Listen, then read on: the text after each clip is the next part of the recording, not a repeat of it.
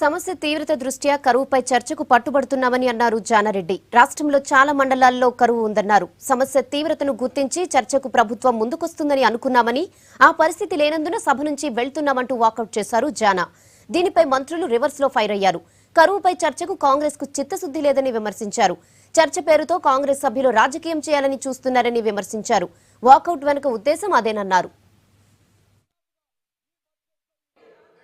ప్రభుత్వానికి గౌరవ స్పీకర్ గారికి నేను పదే పదే ఈ సమస్య తీవ్రత మీద, కానీ ఈ సమస్య తీవ్రత ఇంత పరిస్థితిని అర్థం చేసుకున్న మీరు వాదోపవాదాలకు లేక భేషజాలకు మాత్రమే ఎక్కువ సమయాన్ని ఇస్తున్న ఈ పరిస్థితి, ఈ సమస్య మీద ఇప్పుడే దీన్ని కంటిన్యూ చేయనటువంటి ఒక బాధ, సిగ్నేచర్స్ అందరూ పూర్తి చేయనటువంటి విషయాన్ని దృష్టిలో పెట్టుకున్న ఇంకా దీన్ని నేను నిరసన తెలుపుతూ బయటకు పోతున్నాం అధ్యక్ష.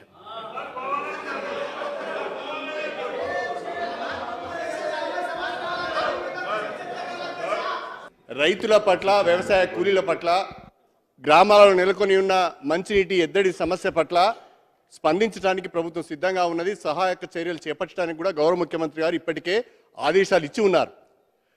ఈ రకంగా కరువు పైన చర్చకు సిద్ధంగా ఉన్నామని మేము చెప్పిన తర్వాత కూడా కాంగ్రెస్ పార్టీని సభ్యులు నిరసన వ్యక్తం చేస్తూ బయటికి పోవడం చాలా విచారకరమైన విషయం అధ్యక్ష. అంటే వాళ్ళు ఈరోజు సమస్యను రాజకీయం చేయడానికి వచ్చారే తప్ప రైతుల పట్ల కానీ, రాష్ట్రంలో నెలకొని ఉన్న కరువు పరిస్థితుల పట్ల కానీ చిత్తశుద్ధి ఉన్నట్టుగా నాకు కనిపించడం లేదు.